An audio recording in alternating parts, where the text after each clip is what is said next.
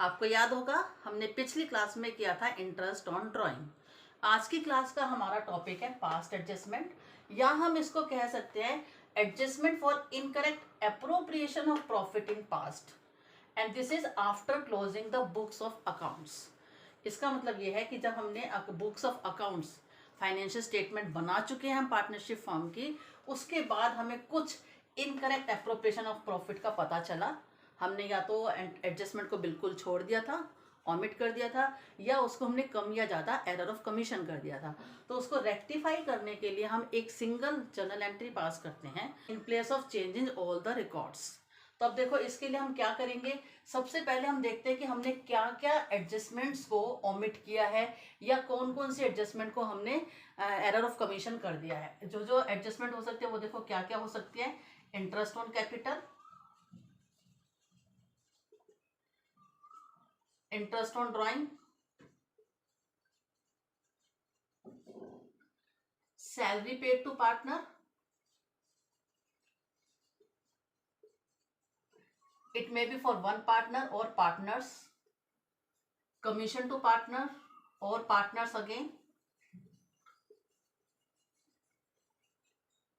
and division of profit।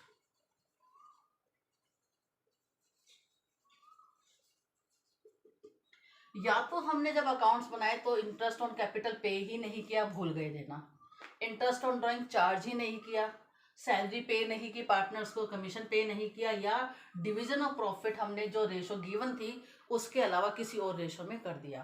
तो ये हमारी होती हैं एडजस्टमेंट्स जो हमने पिछले गलत कर दिए हैं और अब हम उसको रेक्टिफाई कर रहे हैं।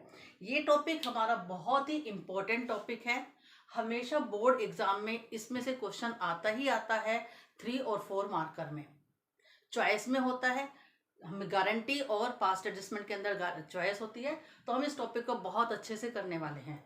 तो इसके लिए देखो हम क्या करेंगे। सबसे पहले रेक्टिफाइंग एंट्री पास करने के लिए हमें एक स्टेटमेंट बनानी होगी, और उस स्टेटमेंट के बाद जो आंसर आएगा उसकी हम जर्नल एंट्री पास करते हैं। तो स्टेटमेंट हम देखो कैसे बनाएंगे। सबसे पहले मैं लिख रही हूँ इसका बनाने का तरीका, स्टेटमेंट शोइंग पास्ट एडजस्टमेंट।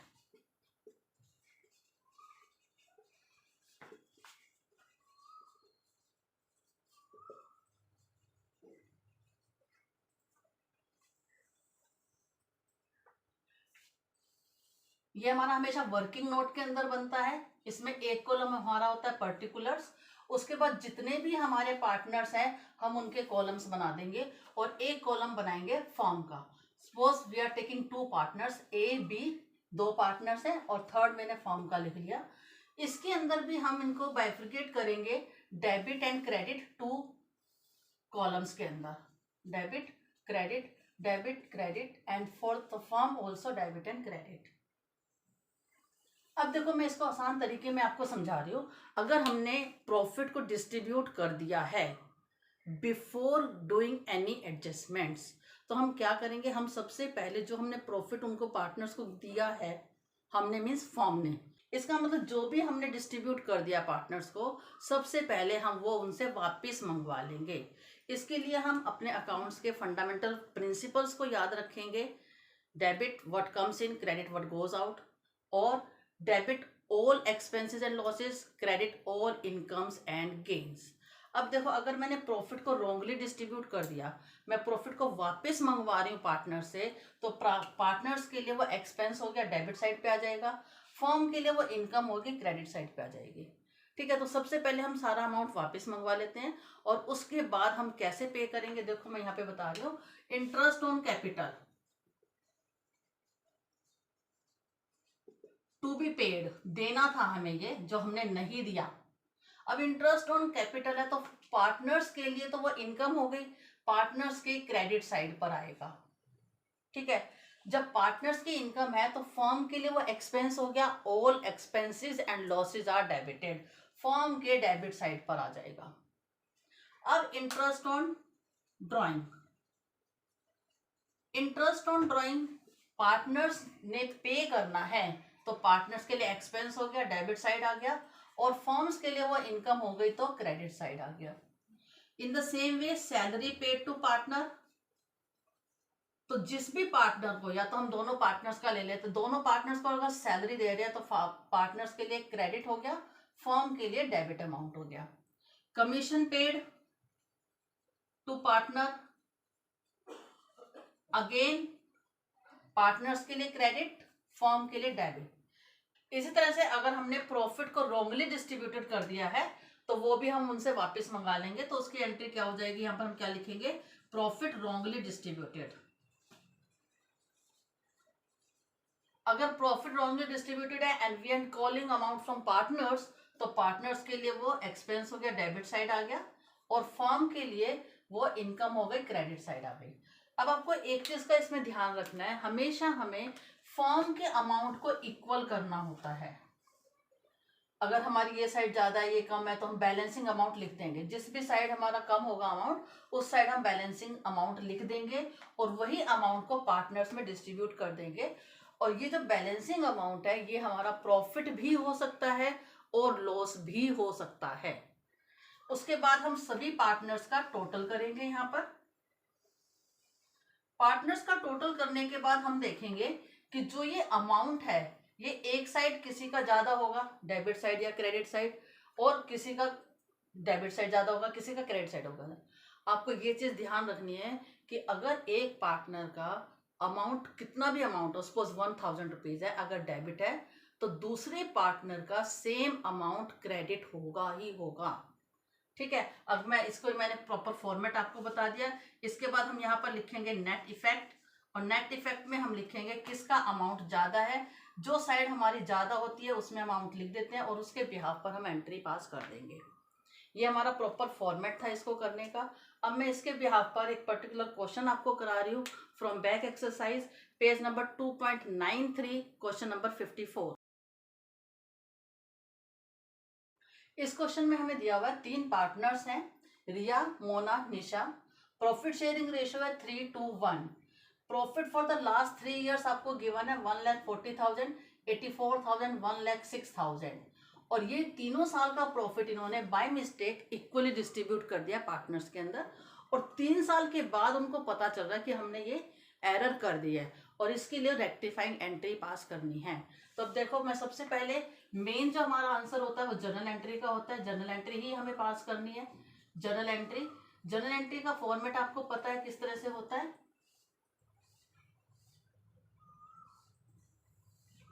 ये मेरा मेन सॉल्यूशन है। अब मैं वर्किंग नोट में इसकी टेबल बना रही हूँ, जैसे मैंने भी पीछे आपको टेबल दिखाई थी, स्टेटमेंट शोइंग पास्ट एडजस्टमेंट।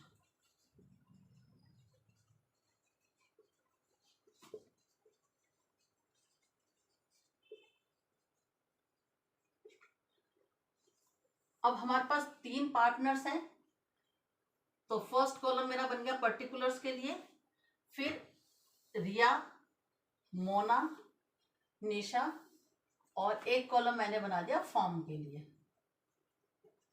ठीक है, मैं इसको रेड पेन से ड्रॉ कर देती हूँ जिससे आपका डिफ्रेंशिएशन हो जाए कि मेन कॉलम कौन कौन से हैं।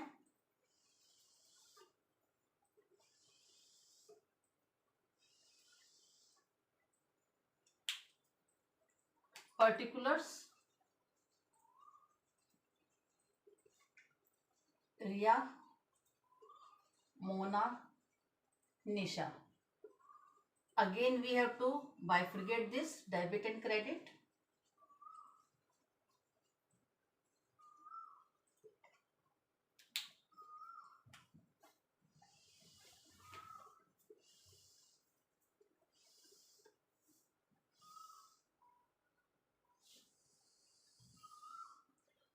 अब देखो, इसमें 3 इयर्स का जो प्रॉफिट था वो इक्वली डिस्ट्रीब्यूट कर दिया, तो मैंने सबसे पहले क्या लिखना है, प्रॉफिट रॉन्गली डिस्ट्रीब्यूटेड।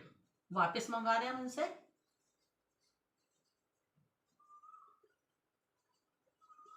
इसका टोटल हम करेंगे, देखो टोटल कितना आ रहा है इसका, 3,30,000। इक्वली डिस्ट्रीब्यूट किया, 3 पार्टनर्स हैं, 1/3 फॉर ईच पार्टनर, तो 110। तो मैंने वापस मंगवाना है, डेबिट करेंगे, एक्सपेंस है पार्टनर के लिए 1,10,000, 1,10,000, 1,10,000, और फर्म के पास ये इनकम हो गई है 3,30,000।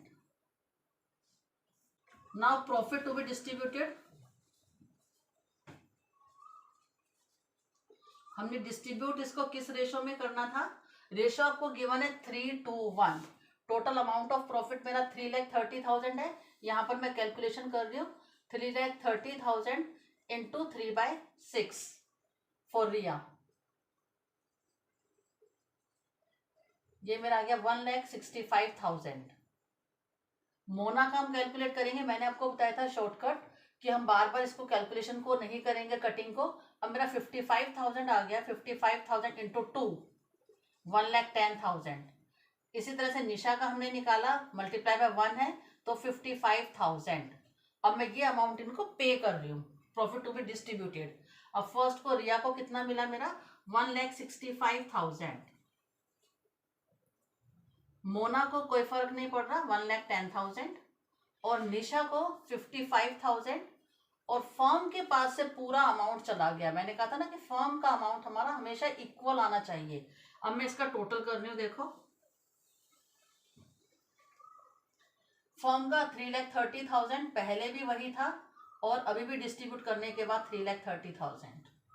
इनका हो गया 55,000, 1,10,000, 1,10,000, 1,10,000, 1,65,000, 1,10,000। अब इसके बाद मैं एक कॉलम यहाँ पर ऐड करूंगी, नेट इफेक्ट। इफेक्ट क्या आया मेरे पास, देखो सिर्फ हम रिया की अगर बात करें तो रिया का जो उसको मिलना था वो 1,65,000 मिलना था, लेकिन उसको दिया गया 1,10,000, तो उसको कम कितना दिया गया, दोनों को माइनस करके मैं निकाल रही हूँ, ये मेरा आ गया 55,000। 55,000 इसको और क्रेडिट करेंगे, पहले हमने सिर्फ 1,10,000 किया हुआ था, अब इसको 55,000 और क्रेडिट कर देंगे। इसका देखो कोई भी इफेक्ट नहीं है, नील। इसमें देखो निशा को हमने दे दिया था 1,10,000, देना था 55,000, तो उसको हमने ज्यादा दे दिया, उससे हम वापस लेंगे। कितना वापस लेंगे, इन दोनों को मैं माइनस कर रही हूँ तो 55,000। अब देखो आप ध्यान से देखना, रिया के क्रेडिट साइड पे आया 55,000, निशा के डेबिट साइड पे आया 55,000। मैंने आपको बताया था कि अगर एक पार्टनर का कोई भी पर्टिकुलर अमाउंट डेबिट हो रहा है, सेम अमाउंट अनदर पार्टनर का क्रेडिट होना चाहिए।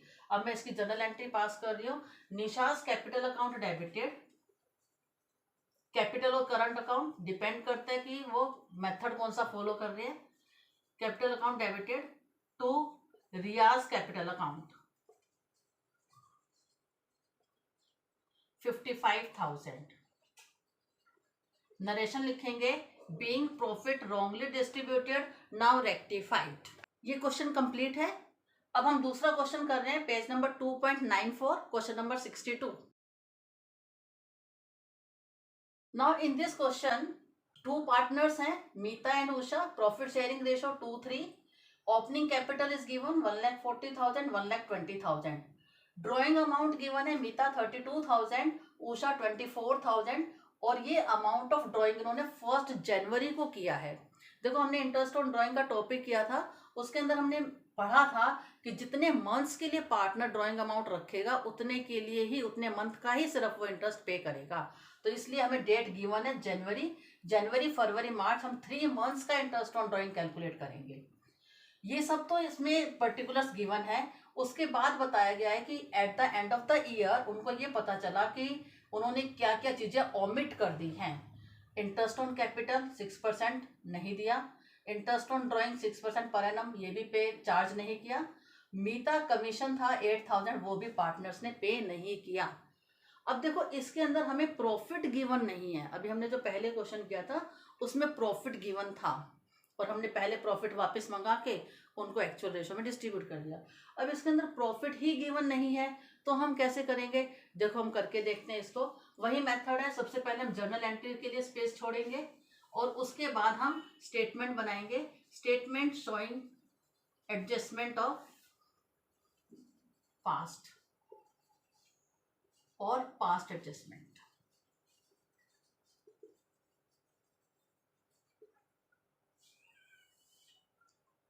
पर्टिकुलर्स 2 पार्टनर्स हैं और एक मेरे पास फॉर्म है, ये मैंने स्पेस रखा है अपना वर्किंग नोट्स कैलकुलेट करने के लिए अमाउंट कैलकुलेट करेंगे हम इसमें। Particulars, Meeta, Usha, firm, again debit and credit.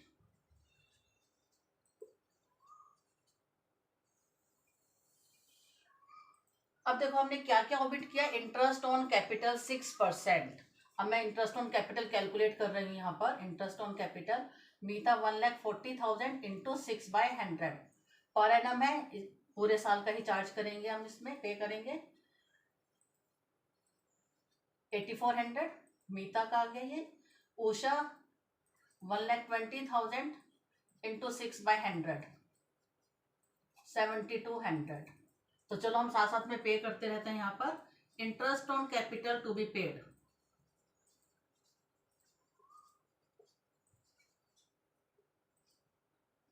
To be provided word लिख सकते हैं हम, क्योंकि इसमें प्रोवाइडेड और चार्ज दो टर्म्स थी, तो ये प्रोवाइडेड है। मीता को हम प्रोवाइड कर रहे हैं 8400, उनके लिए इनकम हो गई क्रेडिट साइड। उषा 7200, इसका जो भी टोटल आएगा वो हम फॉर्म का डेबिट करेंगे। दोनों का टोटल देखो कितना हो गया है, 15,600। Interest on drawing to be charged. Now interest on drawing will be expense for the partners, तो मैं इंटरेस्ट ऑन ड्रॉइंग कैलकुलेट कर रही हूँ यहाँ पर। Amount is 32,000, 6% for 3 months only. जनवरी में किया है, जनवरी फरवरी मार्च 3 months।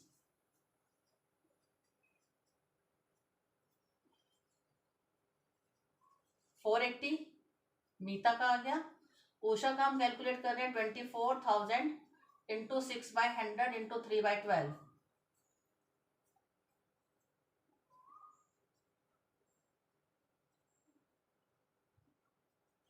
360। अब इंटरेस्ट ऑन ड्रॉइंग पार्टनर्स पे करेंगे, डेबिट हो गया 480 360, और ये अमाउंट फर्म के लिए क्रेडिट हो जाएगा। अमाउंट आ गया मेरा 840। Commission to be paid, commission सिर्फ मीता को पे करना था 8,000, तो मैं मीता के सिर्फ क्रेडिट कर रही हूँ और फर्म को डेबिट कर रही हूँ 8,000, और कुछ भी हमें गिवन नहीं है। ठीक है, अब यहां से आप ध्यान से देखेंगे मैं क्या कर रही हूं। पहले सबसे पहले हम फर्म का टोटल करेंगे। मैंने कहा था फर्म का दोनों साइड का टोटल इक्वल आना चाहिए। ये है मेरा 23,600, यहां पर भी मैं 23,600 ही लिखूंगी। अब मैं 23,600 में से 840 माइनस कर दूंगी तो कितना अमाउंट आ जाएगा, यहां माइनस करके देखते हैं। 23,600 840,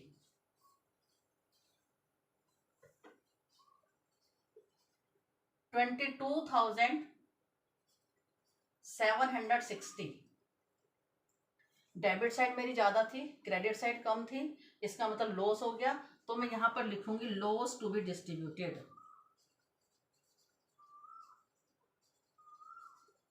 और रेशो मुझे गिवन है 2:3। अब मैं इसको अमाउंट को डिस्ट्रीब्यूट कर रही हूँ 2:3 में, 2/5 कितना आ जाएगा ये 4/5।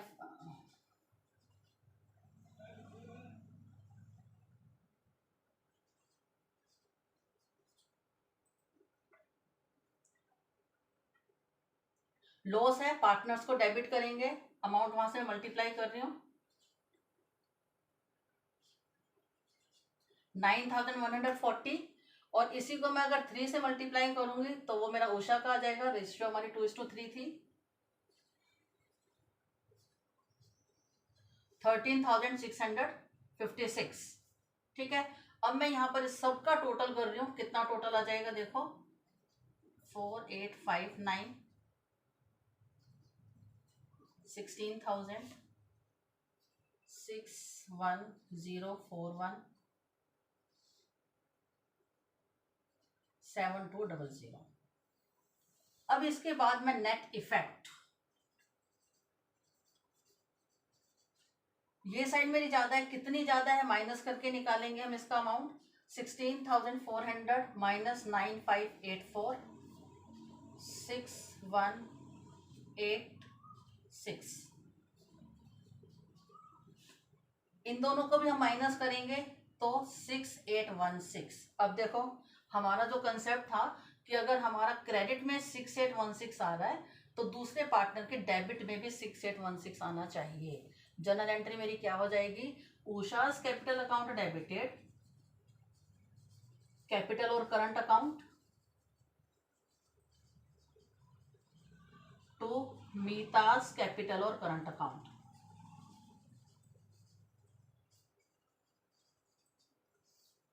Amount is 6816। नरेशन लिखेंगे, being profit wrongly distributed before providing adjustment now rectified. ये क्वेश्चन कंप्लीट हुआ। आज के क्लास के लिए बस इतना ही। नेक्स्ट क्लास में हम इसके और क्वेश्चंस करेंगे।